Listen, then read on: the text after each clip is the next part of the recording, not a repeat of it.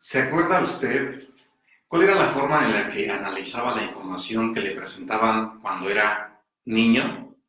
Cuando usted era una persona pequeña que estaba recibiendo instrucción de todas las figuras de autoridad, así sean los padres, los hermanos mayores, los libros, los profesores, los líderes religiosos, etcétera. Seguramente, durante todo ese trayecto de aprendizaje, usted tuvo que ir descartando consecutivamente muchísimas otras teorías que no eran corroboradas, que usted ya comenzaba a filtrar y que descartaba porque no le convencían. Esto sucede también en el conocimiento de la vida espiritual. Y por ello, el título de esta enseñanza, el día de hoy, se llama «Qué maravilloso es dudar de la existencia de un creador». ¿Por qué razón? Porque de esta forma, inevitablemente, el ser humano va a poder conocer si realmente hay alguien dirigiendo todo este macro y microcosmos. Pero lo mejor es que se dará a la tarea de buscar consecutivamente también a través de unos estudios constantes en cualquier universidad o especialidad, que le van a llevar pues a tener una convicción, como decía el Rabí Maimónides, para usted que es estudiante de la Kabbalah, seguramente dentro de las múltiples literaturas que ha tenido usted acceso es precisamente a ello. Recordemos nosotros que Rambán o Maimónides era un filósofo judío muy famoso por todas las obras que redactó. Escribió principalmente dos obras que hoy en día son un parteaguas y que si nosotros lo definiéramos en estos tiempos podríamos darnos cuenta de que realmente hay verdad absoluta en todo esto que estamos comentando. Rabí Maimónides escribió un libro que se conoce como la Mishneh Torah. Mishneh Torah son una serie de leyes, de liturgias, para que las aplicase el hombre, la mujer o todo el pueblo que quisiese conocer de los preceptos de Moshe Rabenu en su vida diaria. Esto pues le iba a ayudar a la gente que no dudaba a solamente realizar un seder, un ritual, y esperar a que se materializara una bendición. Pero también escribió otra obra. Esta obra se llama el Moreh Nevuchim, que es la guía de los descarriados. ¿Esto qué quiere decir? Bueno, el Moreh Nevuchim está escrito para la gente que duda, para la gente que cuestiona, para la gente que no es fácil de convencer de la existencia de un ser supremo. ¿Por qué razón tenía que escribir estas dos obras diferentes? Porque obviamente nosotros nos encontramos en la actualidad con dos tipos de desarrollos espirituales que se tienen que acompañar con la intelectualidad. Uno de ellos es aquel que tú le puedes decir, enciende un cirio blanco en Shabbat y lo va a hacer, va a tener certeza, va a seguir ciegamente este precepto y va a esperar una bendición. Pero va a estar la otra parte, aquella persona que va a decir, bueno, ¿y por qué debería de funcionar? ¿Qué tiene de especial un cirio blanco? ¿Por qué tiene que ser el Shabbat? ¿Por qué tiene que ser en determinada hora? Bueno, pues esto es lo que nosotros vamos a aprender el día de hoy. Y esto es muy importante. ¿Por qué razón? Porque en el pasado la gente únicamente formaba parte de una serie de comunidades que acaparaban un mismo sistema de creencias. No había mucha dificultad. ¿Por qué razón? Porque tenían la misma idiosincrasia, asistían a la misma iglesia, al mismo templo, a la misma comunidad, a la misma sinagoga, como usted lo quiere llamar, y no cuestionaban. Y decían, bueno, en tiempos pasados esto funcionaba. Pero ¿qué sucede en estos tiempos cuando la gente tiene acceso al conocimiento de las múltiples culturas y acceso a un sistema de formación educativa cada vez más amplia? Bueno, pues en la actualidad precisamente es necesario que nosotros podamos adecuar todos estos textos al presente. ¿Por qué razón? Porque muchas veces cuando nosotros queremos seguir aplicando preceptos que nuestros ancestros, con mucho respeto lo digo, nuestros abuelos, tatarabuelos nos instruían, les funcionaba a ellos, no nos va a funcionar a nosotros. ¿Por qué razón? Porque nuestra mente siempre es inquieta, no podemos ir contra esa naturaleza. Nosotros siempre vamos a estar dudando, siempre vamos a estar cuestionando, vamos a tener cierto grado de escepticismo y lo cual, vuelvo a reiterar, no es malo. No es malo porque ahí es donde se introduce a descubrir intelectualmente la persona interesada sobre la forma en que funcionan todos y cada uno de aquellos eventos milagrosos, si los queremos llamar de alguna forma, que están descritos en el Tanaj hebreo. Eso es muy importante. ¿Por qué razón? Porque muchas veces nosotros, lo único que se nos pedía era, repite usted un shidur, un rezo, o haga una tefilá, lea un salmo, y esto le va a materializar a usted una bendición. Y mucha gente va a tomar un sefer, un libro hebreo, y va a comenzar a recitarlo. Algunos van a tener aquí los 72 nombres de Dios, y van a decir, hay que escanearlos, hay que meditarlos, hay que transformarlos en sonidos para que la vibración se impregne en todo el entorno, y mucha gente lo va a hacer. Ahí funciona parte de lo que se conoce como la emuná, pero la emuná, debemos de recordar, significa confianza, certeza, estar realmente convencido de que lo que estoy haciendo funciona. Esto es, voy a ponerle a usted un ejemplo, y que nos describen precisamente algunos grandes rabinos en mención a qué sucede cuando nosotros, por herencia, recibimos una serie de reglas para la correcta alimentación de nuestro organismo. Y sabemos que si nosotros bebemos determinada cantidad de agua, si consumimos frutas y verduras, si adquirimos proteínas y llevamos una vida lo mayor posible libre de estrés, vamos a tener una mejor calidad de vida y nos vamos a mantener sanos. Y seguramente siguiendo las reglas habrá quien dirá, bueno, funciona, no pasa nada, estoy viendo los resultados, todo está fluyendo y está bien. Pero ¿qué sucede si a la persona se le entrega el conocimiento? ¿Qué sucede si a la persona se le dice, bueno, ahora vas a entender por qué razón alimentarte de estas plantas, de estas frutas, de estas verduras, te está haciendo bien? La persona tiene que comenzarse a introducir en el estudio y conocerá las propiedades que hay en cada fruta, en cada verdura, qué nutrientes tiene, qué proteínas, qué aminoácidos, etcétera. ¿Y qué sucede? Ahora la persona va a creer, pero con un fundamento. Eso es la Kabbalah. La Kabbalah le va a dar los fundamentos, le va a enriquecer intelectualmente para que la convicción que usted va a tener en el Ser Supremo que se encuentra dirigiendo este universo tenga una explicación científica. Y aquí le voy a poner un ejemplo. Y esto no quiere decir que por ello usted tenga que dejar a un lado esas conexiones que se da con los otros mundos. Algo muy conocido es lo que se denomina la oración o la tefilá. La oración es una plática, una conversación que nosotros tenemos con ese ser que se encuentra del otro lado del mundo de la materia y que nos responde. Las oraciones están descritas en todo el Tanaj hebreo, en el Zohar, en el libro del Bajir, en el Sefer Yetzirah, en el Talmud, en muchísimos textos encontramos nosotros oraciones. Pero hemos aprendido que para realizar una oración, dice el Talmud una frase muy sabia, dice, ustedes piden y no reciben porque piden para gastar en sus deleites, es decir, pedimos solamente para nosotros. Y hoy aprendemos a través de la Kabbalah cómo funciona el milagro o cómo se activa el milagro en la vida de la persona. Primero, en tema de salud física, imagínese usted que hay una persona que está enferma y cuando esta persona está enferma usted le dice, vamos a leer determinado salmo, determinado shidur para que usted sane. ¿Qué va a ocurrir? Pues tenemos que poner mucha atención a lo que va a estar la persona describiendo con sus palabras, porque la persona tiene que aprender a decretar de forma activa lo que está solicitando. En el caso de un enfermo, te agradezco, Ser Supremo, porque estoy sano, porque estoy vivo, porque sigo mejorándome, etc. Pero, ¿qué sucede? Recordará usted que cuando invitamos a las personas a que realicen una oración, les decimos, hágalo durante 21 días. Y eso ya lo hemos explicado, hoy lo vamos a recapitular, para mantenerlo de forma más sólida en esta presente enseñanza. Recordemos nosotros que el ser humano, para poder generar una nueva conexión neurológica aquí en nuestra materia gris, necesitamos decretar 21 días, que son los días necesarios o suficientes para que ese parpadeo que hay entre una neurona y otra permanezca completamente sólida y no esté titileando.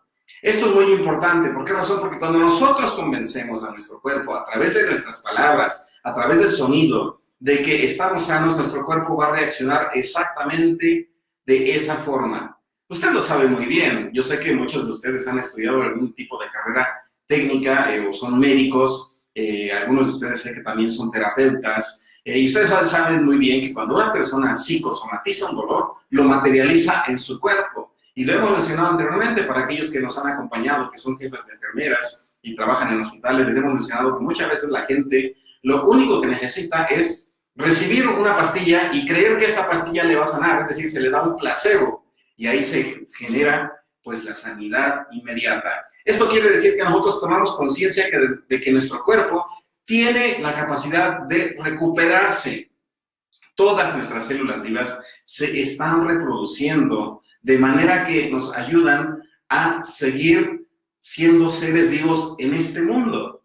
Eso es la Kabbalah. En la Kabbalah se le enseña a la persona que la oración no genera un milagro en sí mismo. La oración generada con disciplina durante 21 días en determinados horarios, le va a ayudar a la persona a generar esa conexión neurológica que va a enviar la información a cada parte de su cuerpo, a cada célula, y su célula va a comenzar a fructificarse en luz.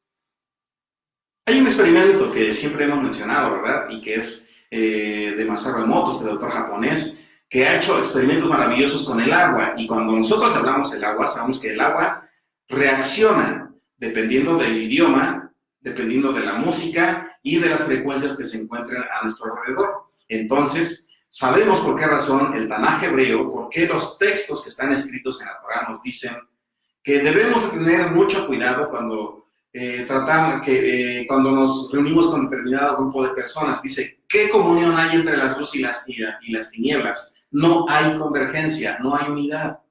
Y por eso recomienda que nosotros debemos de estar constantemente rodeándonos de personas que realmente están emanando algo positivo. Ponga mucha atención a su entorno. Si de pronto usted es una persona muy próspera y de pronto decae, recuerde algo, seguramente el entorno en el que usted se está desenvolviendo le está sustrayendo toda esa bendición, toda esa energía. Por eso, no es que la persona que comienza a conocer cómo funcionan las energías se comience a apartar porque quiere, comienza a ser más selectivo. Su núcleo social comienza a volverse más hermético, pero porque entiende que mientras más cerca esté de personas que son afines a sí mismo, se va a impregnar de lo mismo. Ahí está una de las grandes claves para ser exitoso en muchísimos aspectos de su vida. Ahora, recordemos, la Kabbalah lo que nos va a brindar son las herramientas de cómo funcionan todas estas energías que se encuentran en cada célula de nuestro cuerpo. Recordemos nosotros y mantengamos muy presente algo. En la actualidad, el electromagnetismo está generando que todas las células, que todos los átomos comiencen a oscilar de la forma en la que los sonidos se comienzan a dar. Esto quiere decir que realmente hay una forma de manipular o de crear la realidad o una realidad alterna a la que nosotros tenemos muy presentes. Pero para ello, la persona tendría que tomarse el tiempo para entender por qué razón determinados nombres de Dios se tienen que vibrar, y por vibrar no significa que cierro los ojitos y me quedo en silencio. Vibrar es transformar cada letra, cada nombre del creador en un sonido, porque los sonidos son los que generan que todos los átomos se alinean de formas específicas. Ahí es donde funcionan los 72 nombres de Dios. Si yo quiero alinear la energía para que yo sea próspero, utilizaré el Sameh, Aleph, Lamed, Sehliach, y entonces lo pronunciaré, lo convertiré en un sonido, y este sonido va a alinear todo el mundo del macro microcosmos, y esto generará una realidad diferente. Mem He Shin, si yo quiero sanar, Shach, ese es el otro nombre, que también debo de saber cómo se pronuncia, no solamente decir Mem He Shin, sino decir Shach, meditarlo, generar que toda esa impregnación de energía llegue en ese espacio y entonces la persona comienza a sanar.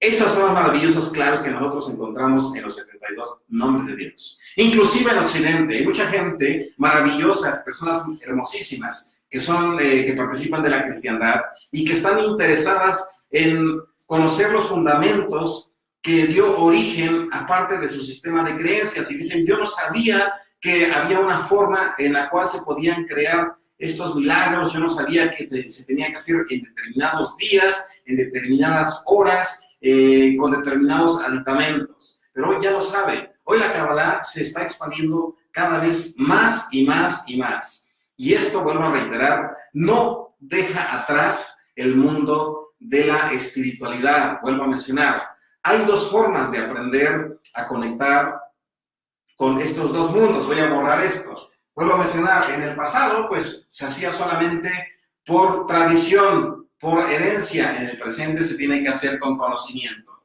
Entonces, hay dos formas principales por las cuales usted va a llegar a la materialización de una bendición. La primera de ellas es un seder. Es un seder. Vamos a llamarlo de alguna forma un ritual litúrgico, si lo queremos llamar de alguna forma. Esta sería la primera. Y la segunda parte sería a través de la Kabbalah, que es la comprensión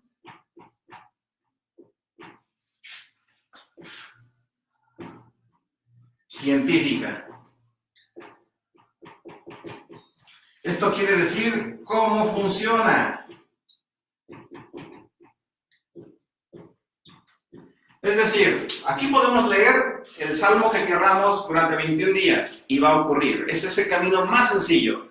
Pero si usted es una persona escéptica, lo cual vuelvo a reiterar no es malo, entonces usted tendrá que acercarse a la Kabbalah y entender científicamente cómo funciona la lectura de un salmo.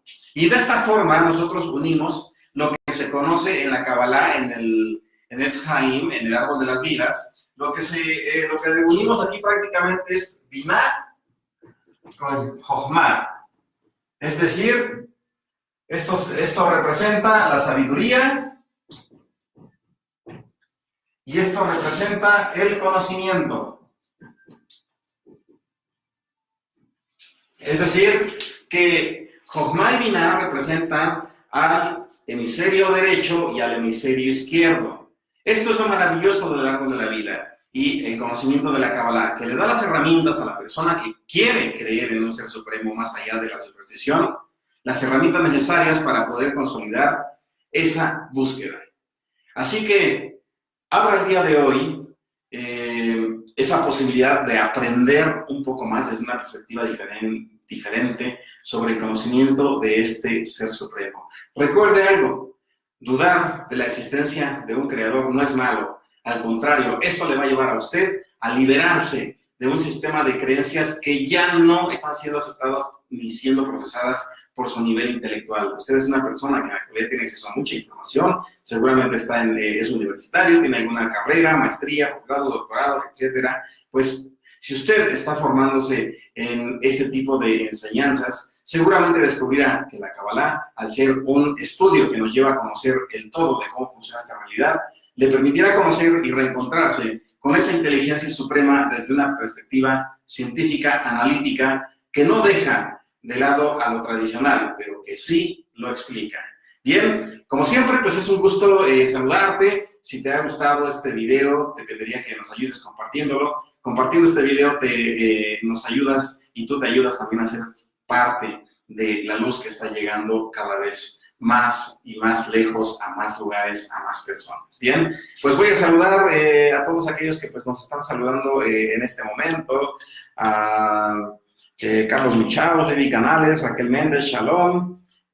Saludos desde Florida. Shalom, Laura, bienvenida. Jiménez Nancy, Laura Sánchez, Alicia Alcántara, Michelle Nájera, Alberto, Carlos, Mirna Hernández, Maritza González. Que Baruch Hashem los bendiga a cada uno de ustedes. Mando un abrazo a su alma, a su corazón, y que la petición que en este momento estés tú levantando al Creador sea escuchada. Recuerda, necesitamos ser disciplinados y constantes. Esfuérzate, sé valiente. Ese es un texto que encontramos nosotros en la Torá. Y cuando se dice esfuérzate y sé valiente, significa mantente. Cuando tus fuerzas se han acabado, tienes que esforzarte. Y ser valiente se da únicamente cuando nosotros sentimos que la batalla se está perdiendo. Ahí es donde se materializa la bendición del Ein Sof, de la energía infinita, del Ser Supremo, o nosotros conocidos como Kadosh Baruj Hu.